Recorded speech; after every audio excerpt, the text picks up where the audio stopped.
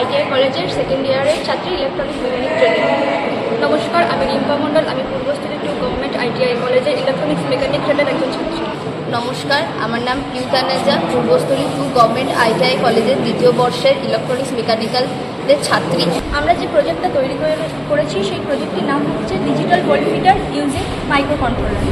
এই micro controller ভিত্তিক digital ভোল্টমিটারটি হচ্ছে এমন একটি আধুনিক ইলেকট্রনিক যন্ত্র যেখানে হচ্ছে ভোল্টেজকে, বৈদ্যুতিক সার্কিটের ভোল্টেজকে নির্ভুলভাবে প্রদর্শন করা যায়। এই বোর্ডটা আমাদের লেগেছে একটা আর্ডিনো উনো বোর্ড, একটা এলসিডি ডিসপ্লে, একটা I2C মডিউল, কিছু কানেক্টিং ওয়্যার, কিছু রেজিস্টার, একটা ব্রেডবোর্ড এবং এটি একটি কানেক্টিং ডেটা কেবল।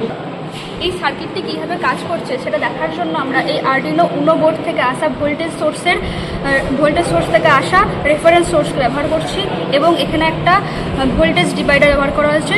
যে ভোল্টেজ ডিভাইডারটা এখানে আমরা আউটপুট হিসেবে ব্যবহার করেছি এবং সেটা আমরা দেখাবো। আমরা এই ভোল্টেজটাকে আমরা দেখতে পাচ্ছি।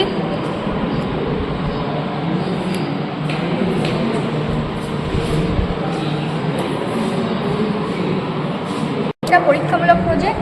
আগে যে ডিজিটাল বা অ্যানালগ ভোল্টমিটার ব্যবহার করে যে আমরা মান পেতাম তার তুলনায় এটি ব্যবহার করে অনেক নিখুঁতভাবে মান পাবো এবং এটিকে ভবিষ্যতে আরও ভালোভাবে করার চেষ্টা করব।